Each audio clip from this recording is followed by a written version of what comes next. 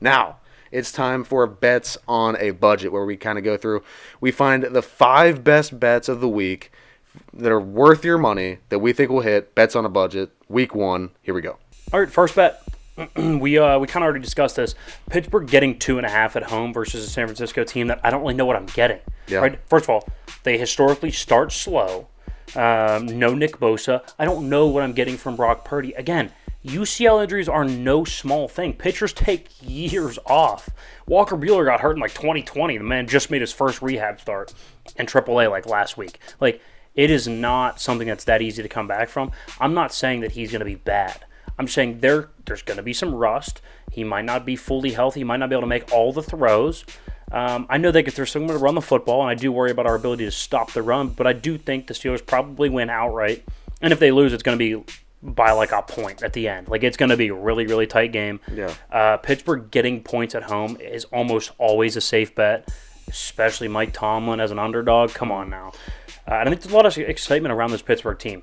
George Pickens, Deontay Johnson, Najee Harris, Jalen Warren, Kenny Pickett's hopefully going to emerge in his second year. Like, I think they have a lot of momentum, while I think San Francisco doesn't have as, I think they're, kind of regressing a little bit if that's possible. So, I'll take Pittsburgh plus 2.5. Yeah, I like Pittsburgh on this end of the bet. So, the one thing you have to factor in, too, I know it's the first week, so you're not like, it's not crazy travel yet, and going cross country isn't the biggest deal, but going cross country to Pittsburgh to meet that defense and that pass rush at 1 o'clock, so for them it's like a 10 a.m. game. Yeah, it's going to be different, and I think it's going to be a little harder on the 49ers for sure.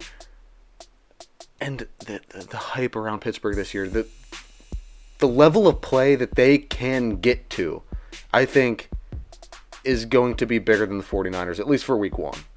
I would agree. I just, again, I don't know how it looks like they meet later in the season. I don't know what that looks like. They probably lose. But, the Pittsburgh loses, San Fran always starts slow, it seems like, so I'll take Pittsburgh. I like that bet. All right, let's go to New England, plus 4.5 against Philadelphia. So, New England's at home. It's not prime time, but it's late window. It's 4:25.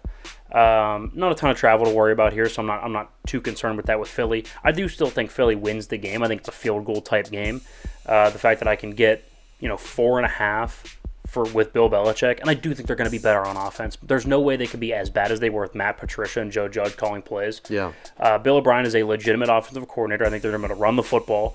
And let's be real, their offensive line's good, right? Like Philly's, everyone's like, oh, Philly's front though, gonna get pressure and stop the run.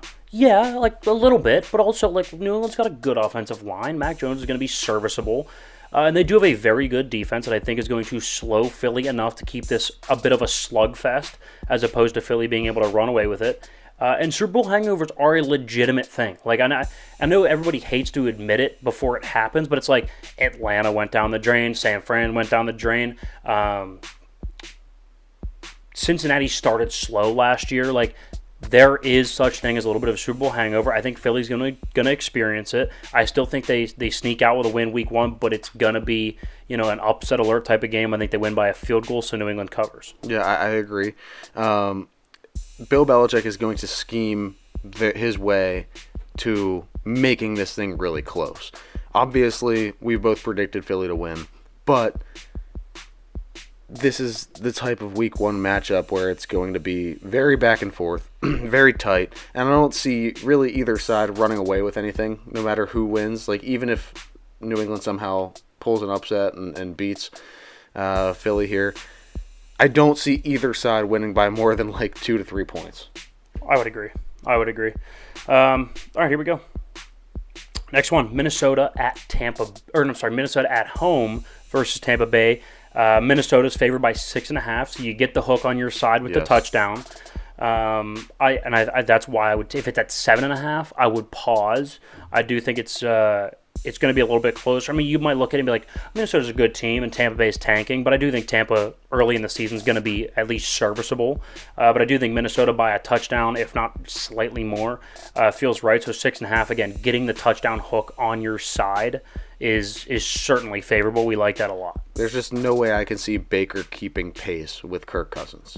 There's no way. Kirk's also a very good quarterback as a favorite. What are his bad moments? Against really good playoff teams in prime time. Yeah. Like as a favorite against lesser opponents, he's a very, very good quarterback. So. Yeah, I think we all saw that from the quarterback documentary too. I mean, he just has it all put together upstairs, and Baker has none of that. Yeah, it's weird because Baker, I think many would view him as a little bit more talented than Kirk. I mean, he went first overall, right? I would Kirk say was more like a fourth-round flashy. pick. Yeah. Kirk was a fourth-round pick. Baker was a first overall pick. So people would view him as a more talented quarterback.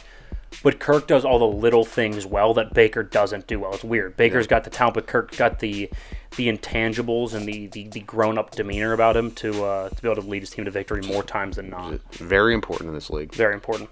Let's go with Arizona +6 at Washington. Look, there's a saying that bad teams don't know they're bad until about week 4 or 5. Yeah. I think it's going to be the case with Arizona. I don't think they win, but I do think 6 is a lot of points, especially for Washington, which I don't view as a very good team either. What do we have? 7-10. I think we made the adjustment. Yep. 7. I mean, we don't view them as a very good team. Again, I don't think Arizona's good either, and I'm not predicting them to win, but I do predict them to keep it close. And with a defensive coach, Jonathan, again, defensive coaches generally as underdogs do a little bit better. They're more of the motivators.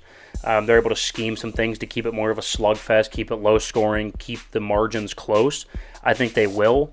To me, it's a 4 or 5 point game, so Arizona covers. Do you know off the top of your head what the over/under is on this game? Because I would definitely hammer the under too. I can look. As you were saying there, I just don't see any of these off. It's 40.5, so it's pretty low. I don't know if I tend to stay away from over/unders early in the season because I don't know what I'm getting yet. I think spreads I can get a little bit better of a feel. Even this is kind of a bit of a shot in the dark week 1. Right. But over/unders are really, to me, a shot in the dark week 1. So I don't know. Well, here's the thing: if you bet that, what do we have? So we have Washington. All right, we have Arizona plus 6. So if you could same game parlay that in like a DraftKings or a FanDuel with the over/under of that game and have it be more of like a 50-50. Yeah. If it hits, that's going to be really worth your while. Yeah. You even throw in like a Jahan Dotson over, on a prop bet. I think his over is like 70-something.5, so wouldn't be a bad move there. Let's go with Houston +9.5 at Baltimore. Again, bad teams don't know they're bad. And I know it's a rookie, but Baltimore's defense is not very good. And 9.5, just so many points. These are still NFL teams, guys. Yeah. It's not. This isn't college football. Yeah, and D'Amico Ryans is a very good defensive coach, and he's got some guys on the defensive side. Derek Stingley Jr. He's got Will Anderson now on the defense side. They got some guys that can play a little bit. And with D'Amico Ryans, I do think they're going to be able to. I think Lamar is going to have a big game. But I think they're going to make enough stops, have a couple turnovers here and there to keep it close enough. I think it's a 9-point game.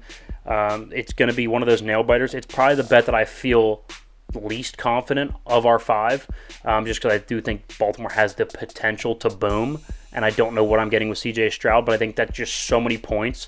History says that 9.5, you're on the right side of the bet taking the underdog, so that's kind of where this bet's coming from. Again, don't have a ton of confidence in it, but history's on the side taking the underdog at 9.5, especially week 1. Yeah, I mean, we said that Lamar's going to pop, and we said that this is going to be a big win for the Ravens, and we said that this is going to kind of inflate how people look at the Ravens. But at the end of the day, they always find a way to backdoor cover. Always.